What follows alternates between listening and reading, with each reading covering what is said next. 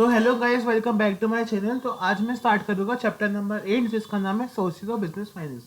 यह class 11th business studies का chapter है। मैं इसी वीडियो में पूरा चैप्टर कंप्लीट करा दूंगा। तो चलो अब शुरू करते हैं।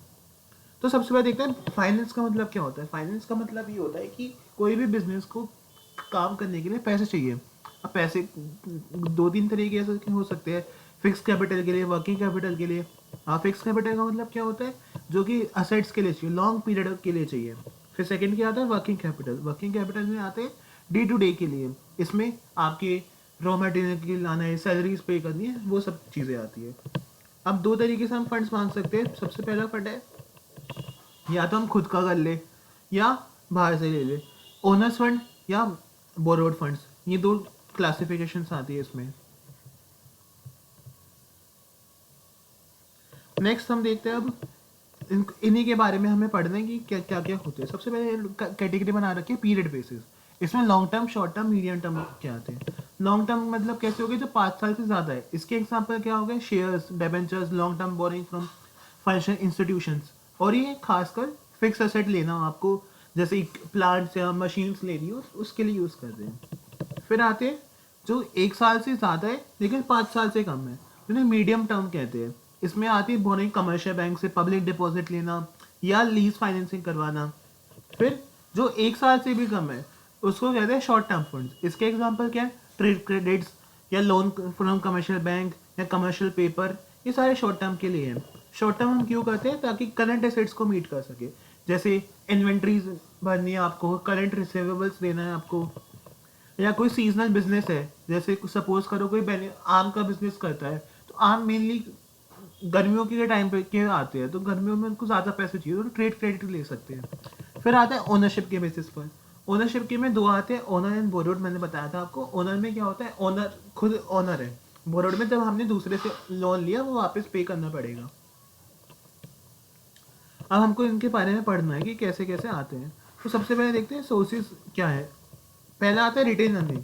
रिटेन अर्निंग का मतलब होता है, हमने जैसे प्रॉफिट कमाया, 100 रुपये का सपोज कर प्रॉफिट कमाया, फिर हमने टैक्स पे कर दिया उस प्रॉफिट से, तो हमारे पास 70 रुपीज़ बचे। तो हमने 40 रुपीज़ का डिविडेंड दे दिया और 30 रुपीज़ हमने होल्ड कर लिया। जितना भी पैसा हमने होल्ड करा ना, तो उसको रिटेन अर्निंग कहते हैं। प्रॉफिट में से एक पार्ट रख लेना, और ये पार्ट कहाँ यूज़ करेगी, अपनी ग्रोथ करने के लिए, या फिर इमरजेंसी सिचुएशंस आ गई तो वहाँ पे यूज़ करने के लिए। ये कंपनी की बेसिकली सेविंग्स होती है। अब इसके फीचर्स क्या क्या है, परमानेंट सोर्स है, इसमें आपको कुछ पे नहीं करना पड़ता। एक्सप्लिसिट कॉस्ट नहीं देनी पड़ती, इसमें डिविडेंड, इंटरेस्ट या फ्लोटेशन कॉस्ट जैसा कुछ नहीं लगता।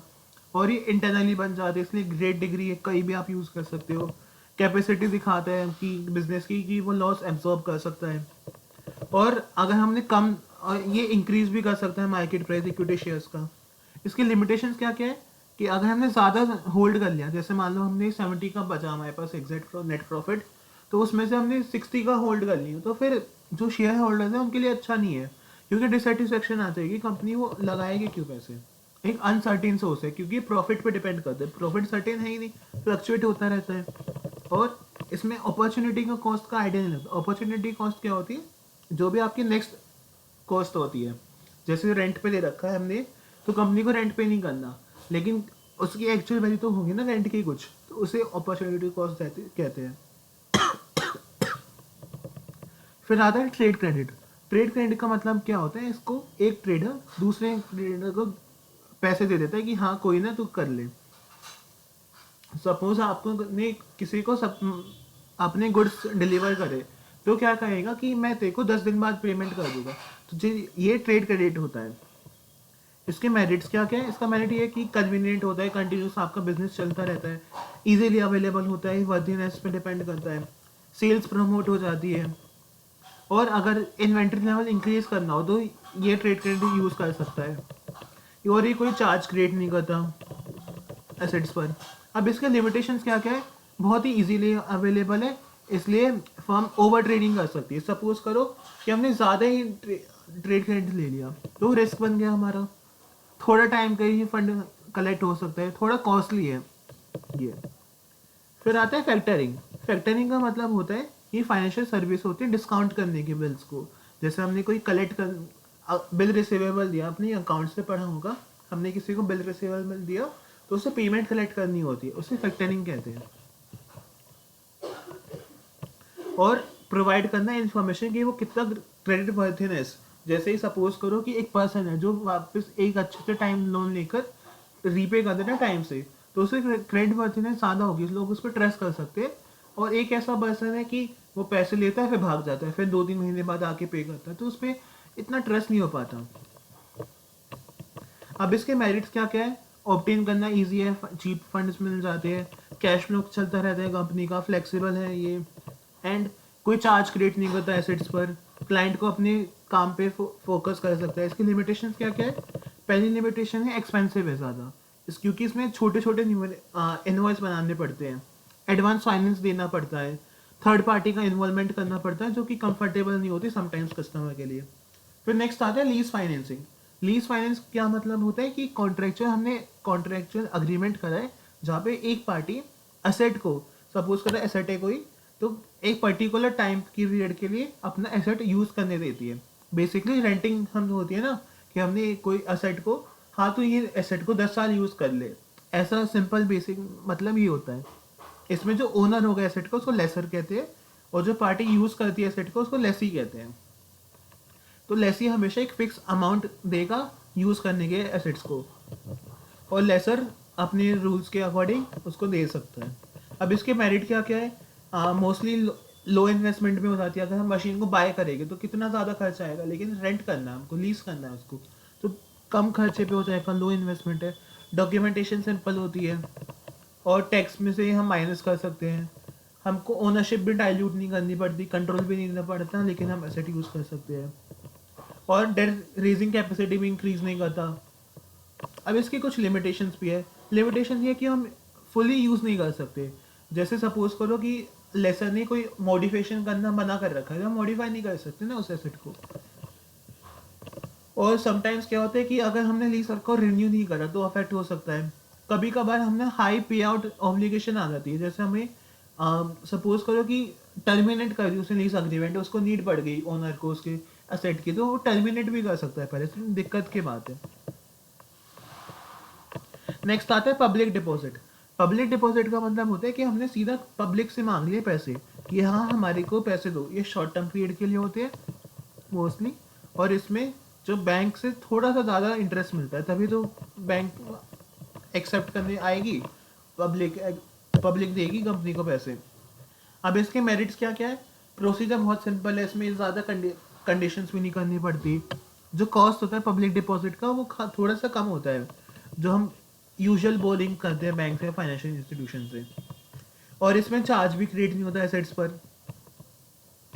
और नेक्स्ट बेनिफिट है, इसमें वोटिंग राइट नहीं देना पड़ता, कंट्रोल कंपनी के पास ही रहता है। अब इसकी कुछ लिमिटेशंस भी है। जनरली जो नई कंपनी होती है ना, उनको फंड देना मुश्किल होता है, क्योंकि कोई भी पब्लिक कंपनी को तभी पैसे देगी ना जब उस पर ट्रस्ट होगा। तो यानी ओल्ड कंपनीज पे ज़्यादा बेनिफिशियल, न्यू कंपनी में इतना ट्रस्ट नहीं हो पाता, तो वो डिफिकल्ट होता है उनसे रेज फंड करना। फिर नेक्स्ट आता है कि अनरिलायबल सोर्स है। जैसे सपोज करो कंपनी को ना आप कोई एसेट चार्ज में नहीं होता, तो पब्लिक को उतना ट्रस्ट नहीं आ पाता। फिर नेक्स्ट आता है कमर्शियल पेपर। कमर्शियल पेपर एक अनसिक्योर्ड मनी इंस्ट्रूमेंट है, एक प्रोमिसरी नोट होता है कि हाँ हमने इतने पैसे दे दिया। ये मोस्टली शॉर्ट टर्म फंड्स होते हैं, इसको इंडिविजुअल बैंकिंग कंपनी या अदर कॉर्पोरेट बॉडीज करती हैं। इसका मैच्योरिटी पीरियड है 7 डेज से लेके मैक्सिमम 1 ईयर तक, और इसमें 5 लाख के मल्टीपल्स में हम देते हैं सी कमर्शियल पेपर। अब इसके मेरिट्स क्या क्या है? ये अनसिक्योर्ड होता है, तो इस पर कोई कंडीशंस नहीं होती, ये फ्रीली ट्रांसफरेबल है, इसलिए हाई लिक्विड भी है ये, और इसमें ज़्यादा फंड्स मिल जाते हैं दूसरे सोर्स के कंपैरिजन में। और कमर्शियल पेपर एक कंटिन्यूस सोर्स ऑफ फंड्स है, क्योंकि इसका हम जितनी मैच्योरिटी है वो अपने नीड्स के अकॉर्डिंग फ्लक्चुएट कर सकते हैं। इसकी लिमिटेशन क्या क्या है कि हम अगर करेंगे तो इस रिस्क ज़्यादा है। साइज, जितना भी साइज है वो कमर्शियल पेपर का वो बहुत स्मॉल होता है, बहुत ज़्यादा हम रेज नहीं कर सकते, और एक इम्पर्सनल मेथड ऑफ फाइनेंसिंग है। फिर नेक्स्ट आता है शेयर्स। शेयर्स आपको पता होगा कि हमने कोई कैपिटल होती है कंपनी की, उसको छोटे छोटे पीसेस में डिवाइड कर दिया, तो उसे शेयर्स कहते हैं। जैसे कंपनी के पास 1 लाख शेयर है, तो उसने क्या करा, छोटे डिवाइड में कर दिया, तो 10 रुपये का एक शेयर बना दिया, तो कितने हो गए? 10,000 शेयर्स हो गए। शेयर्स में दो टाइप की होता है, पहला आता है इक्विटी, सेकंड आता है प्रेफरेंस शेयर कैपिटल। तो हम पहले सबसे पहले देखते हैं इक्विटी शेयर कैपिटल क्या होता है। Equity share capital long term capital होता है। इसमें कंपनी ओनरशिप दिखाती है अपनी कि हाँ ओनर्स है कंपनी इसके, और इनको रेसिडुअल ओनर्स भी कहते हैं क्योंकि कंपनी के पास लास्ट में जो भी प्रॉफिट बचता है वो इनको मिलता है। एकदम जो इनका प्रॉफिट बांटने की चीज़ आती है ना वो हमेशा एंड में आती है, और कंपनी अगर बंद भी हुई तो भी एंड में इनको पैसे मिलेंगे। अब इसके मेरिट्स क्या क्या है। मेरिट ये है कि बहुत ही सुटेबल होता है क्योंकि इसमें हायर रिस्क होता है, तो जिसको हाई रिस्क लेना वो इन्वेस्ट कर सकता है इसमें। पेमेंट डिविडेंड कंपलसरी नहीं है, इसलिए बर्डन नहीं आता कंपनी पर। और इक्विटी कैपिटल एक परमानेंट कैपिटल बन जाता है। अगर कंपनी लिक्विडेशन में जाती है यानी कंपनी बंद होती है तभी क्लेम्स लेने आएंगे, और उसमें भी एकदम एंड पे इनका नंबर आता है। और क्रेडिट वर्थिनेस कंपनी पे कॉन्फिडेंस आता है कि हाँ कंपनी लोन्स भी दे सकती है। और जो इक्विटी कैपिटल्स पे हम फंड रेज करते हैं उसमें कोई चार्ज भी क्रिएट नहीं करना पड़ता हमें। अब इसके लिमिटेशंस क्या क्या है। अगर किसी इन्वेस्टर को सीडी इनकम चाहिए तो वो इक्विटी शेयर्स को प्रीफर नहीं करेगा क्योंकि इक्विटी शेयर्स के फ्लक्चुएट होते रहते हैं रिटर्न्स, और जो कॉस्ट होती है इक्विटी शेयर्स की रेज करने की वो ज़्यादा होती है, और डाइल्यूट भी हो जाती है, इसमें वोटिंग पावर देनी पड़ती है, फॉर्मेलिटीज़ भी ज़्यादा है इस पर। फिर नेक्स्ट आता है प्रेफरेंस शेयर। प्रेफरेंस शेयर में इनका नाम प्रेफरेंस इसलिए क्योंकि इनको दो जगह प्रेफरेंस मिलती है। सबसे पहला यहाँ पे इनको फिक्स रेट ऑफ डिविडेंड मिलता है, हमेशा हमेशा इनको फिक्स रेट ऑफ डिविडेंड मिलेगा। और सेकेंड आता है अगर कंपनी बंद होती है, वाइंडिंग अप में जाती है, तो इनकी पहले पेमेंट मिलेगी इनको। अब देखते हैं इसके मेरिट्स क्या क्या है। सबसे पहला मेरिट ये है कि स्टेडी इनकम है, fix rate of return investment है, पता है हमको। फिर इन्वेस्टर उनके लिए अच्छा है जिन इन्वेस्टर को सीडी इनकम चाहिए, और इसमें डाइल्यूट भी नहीं करना पड़ता हमें कंट्रोल, क्योंकि इसमें वोटिंग राइट नहीं देना पड़ता। Payment of fix rate of dividend है, तो कंपनी को पता है कि हाँ कितना डिविडेंड है, तो इक्विटी शेयर्स को हाई डिक्लेयर कर सकती है। अब देखते हैं इसकी लिमिटेशंस क्या क्या है। पहला लिमिटेशन ये इसमें जिन इन्वेस्टर को हाई रिस्क चाहिए उनके लिए नहीं है ये, और इसमें डाइल्यूट भी नहीं होता, इनको वोटिंग राइट नहीं मिलते। रेट ऑफ डिविडेंड हमेशा फिक्स रहेगा, इनमें फ़र्क ही नहीं पड़ता कि कंपनी का प्रॉफिट ज़्यादा हो कम हो, और इसमें टैक्स भी सेव नहीं कर सकते आप। नेक्स्ट आता है डिबेंचर्स। डिबेंचर्स एक बहुत ही मोस्ट इंस्ट्रूमेंट यूजफुल इंस्ट्रूमेंट है किसी भी कंपनी के लिए। इसमें हम लॉन्ग टर्म डेबिट उठा सकते हैं। इसमें हमें फिक्स रेट ऑफ इंटरेस्ट देना पड़ता है, और इसमें चार्ज भी क्रिएट होता है, और हमेशा ये 6 मंथ से लेके 1 साल के ऐसे इंटरवल्स पर होता है।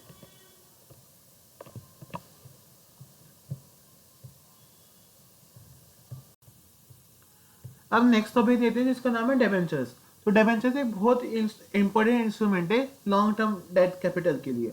डिबेंचर्स में क्या होता है, कंपनी डिबेंचर्स इशू करती है, इनको फिक्स रेट ऑफ इंटरेस्ट देना पड़ता है, और ये कंपनी को पे चार्ज एसेट पे चार्ज भी क्रिएट करते हैं, और इनको हमें फिक्स टाइम पे रीपे भी करना होता है।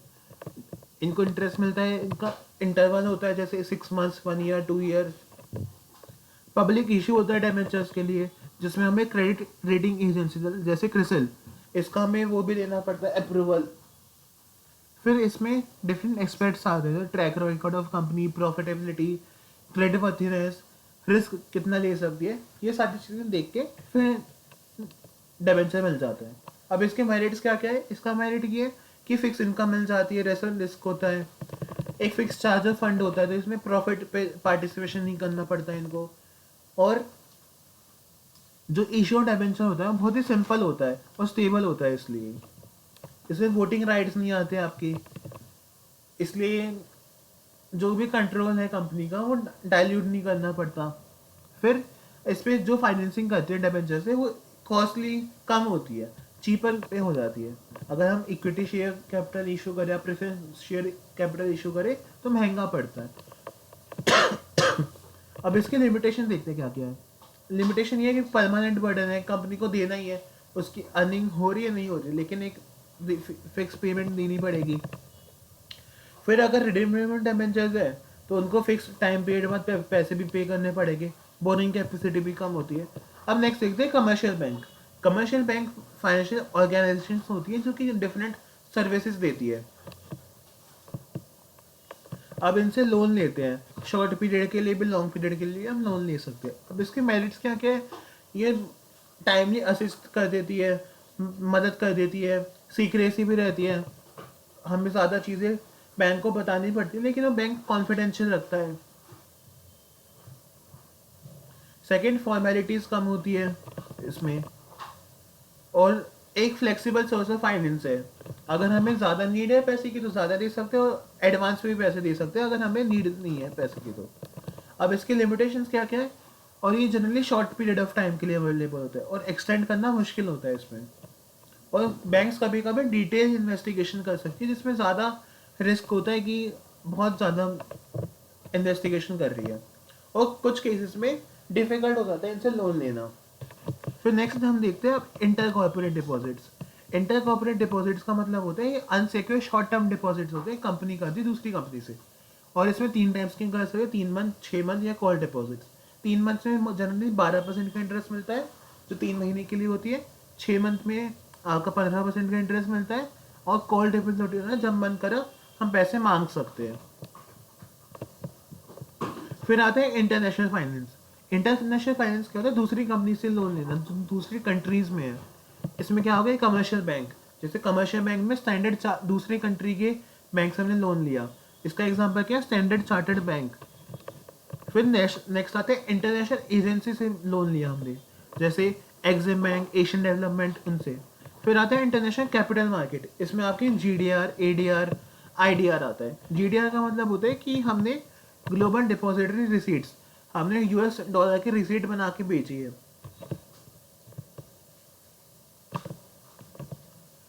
और फॉरेन करेंसी कन्वर्टेबल बॉन्ड्स।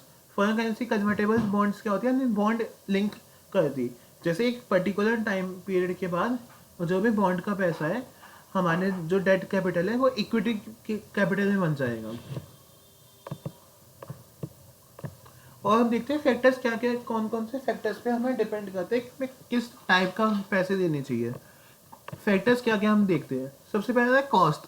तो कॉस्ट में 2 टाइप की कॉस्ट होती है, एक होती है परचेसिंग कॉस्ट, एक यूटिलाइजेशन कॉस्ट। इसमें आती है आपकी प्रोक्यूरमेंट पे कि हमने अगर लोन लिया तो उस पर कॉस्ट क्या आई, आपकी जो स्टार्टिंग की कॉस्ट होती है। फिर नेक्स्ट आते हैं यूटिलाइजेशन, इसमें क्या आएगा आपका, जो हमने पैसे को यूज़ कर रहे थे उसमें कितनी कॉस्ट देनी है हमें। फिर नेक्स्ट फैक्टर आता है फाइनेंशियल स्ट्रेंथ, कि कंपनी को फाइनेंशियल स्ट्रेंथ कितनी है कंपनी की, वो वापस रिपे कर भी पाएगा या नहीं। अगर रिपे कर पाएगा तो वो लोन ले सकता है, लेकिन अगर रिपे नहीं कर पाएगा तो इक्विटी शेयर्स या फिर उसको प्रेफरेंस शेयर लेने चाहिए। फिर नेक्स्ट फॉर्म आती है form organisation and legal status. Company का लीगल स्टेटस क्या है, अगर कंपनी बड़ी है तो वो शेयर इशू कर सकती है, लेकिन अगर पार्टनरशिप फर्म है तो वो इक्विटी शेयर इशू ही नहीं कर पाएगी। उसका पर्पस क्या है कंपनी का, अगर पर्पस ये है कि उसको एसेट बाय करनी है तो उसे लॉन्ग टर्म फंड लेना पड़ेगा, यानी डिबेंचर्स लेनी पड़ेगी। लेकिन अगर कंपनी को शॉर्ट पीरियड के लिए चाहिए तो वो लोन ले सकता है छोटा सा। टाइम पीरियड क्या है कंपनी का, रिस्क कितना ले सकती है कंपनी, कंट्रोल देना है या नहीं देना। अगर कंट्रोल देना है तो वो इक्विटी शेयर दे सकती है, तो उसमें कंट्रोल डाइल्यूट हो जाएगा, लेकिन अगर कंट्रोल अपने पास रखना है तो लोन पे पैसा उठा ले। फिर नेक्स्ट आता है फ्लेक्सिबिलिटी एंड ईज।